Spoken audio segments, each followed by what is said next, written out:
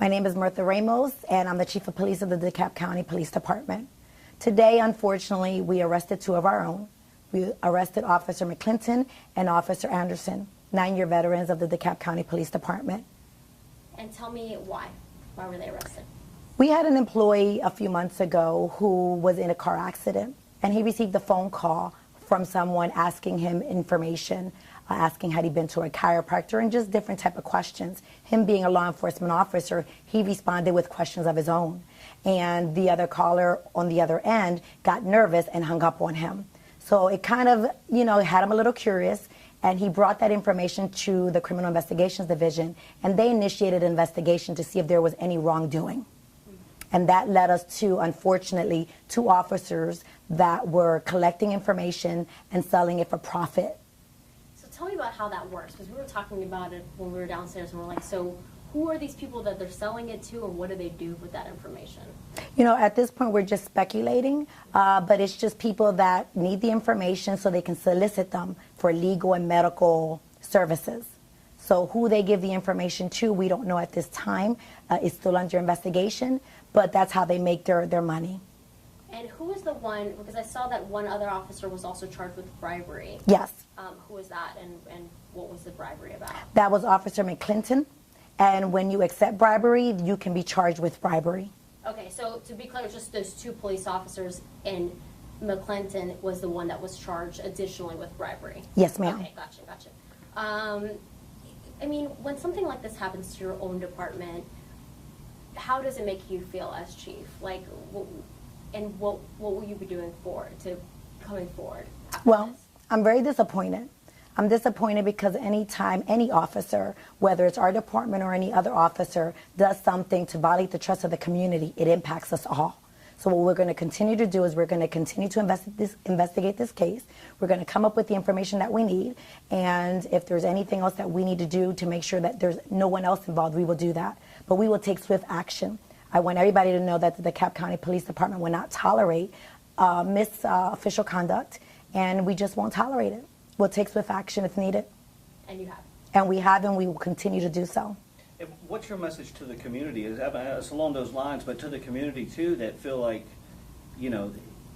our public servants, our officers, are there, serve and protect us, and then something like this happens, and their information's kind of getting out there, and it's just for their security and just knowing, what do you want them to know about that? Well, I want the community to know that I understand how they feel. We also feel the same way. I want them to not allow this to create mistrust with law enforcement. For the two officers that violated their trust, we have hundreds and thousands across the nation that come to work to protect and to serve. So I feel the disappointment, I understand it, and I want them to know that I hope it doesn't take away from all the good that we try to do daily with all the other officers that we have in the department. And you said it was an officer of your department that got that phone call, right? Yes, ma'am. And they told you. When was that? I don't know the exact date, but it was a little while ago, and we had to conduct an investigation, like I said, to even discover that there was wrongdoing. And then we had to do the investigation to determine what was the wrongdoing and who was involved. And the moment we had enough evidence to make an arrest, we did so without hesitation. And it was, can I say it's a months long, if they ask me? Yes, ma'am. Months long, okay.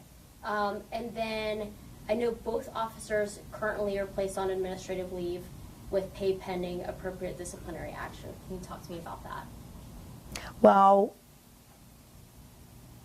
so just basically, like, what's their situation now, and what, I know it's pending appropriate disciplinary action. Like, even though they've been arrested, is there still a waiting period to figure out whether they will be terminated? There's an administrative process that we'll be following to make sure that we do what we need to do, but the process will lead us to the appropriate conclusion. Okay. So, but they're still being paid up until that conclusion? Yes, which is why we'll be moving quickly to come to a swift conclusion so that we can do what we need to do. What's your message for the officers now? Like, what are you sending out there to your officers now that this has come out? What I'm telling the officers is that we support you when you're right, but when you're wrong, we will treat you just like everyone else. We are not above the law. And how long had these two officers, if you know this, have been with the department, and were they deemed like, were they respected in the agency? The officers have been with us approximately 9 years. They both came on from the same academy class. And based on the information that we received, some of the officers are shocked because they were good officers, hardworking officers. Unfortunately, that does not mean that they get a pass on this type of behavior. No one gets a pass. You know, again, I just want to go back to the community side of it. This is 2 days in a row that we've had some law enforcement officer, you know, some law enforcement news with the State Patrol and now this right here. I mean, is it kind of shocking that all this is kind of happening? It is shocking. It is shocking, and it's a little sad. It's a little sad because I think the community will unfortunately begin to think that they can't trust the police. And I just want to emphasize that they don't represent the thousands of law enforcement officers nationwide. We still come to work, working hard, ready to serve and protect. And I hope that they don't feel that 2 officers are a reflection of the entire DeKalb County Police Department.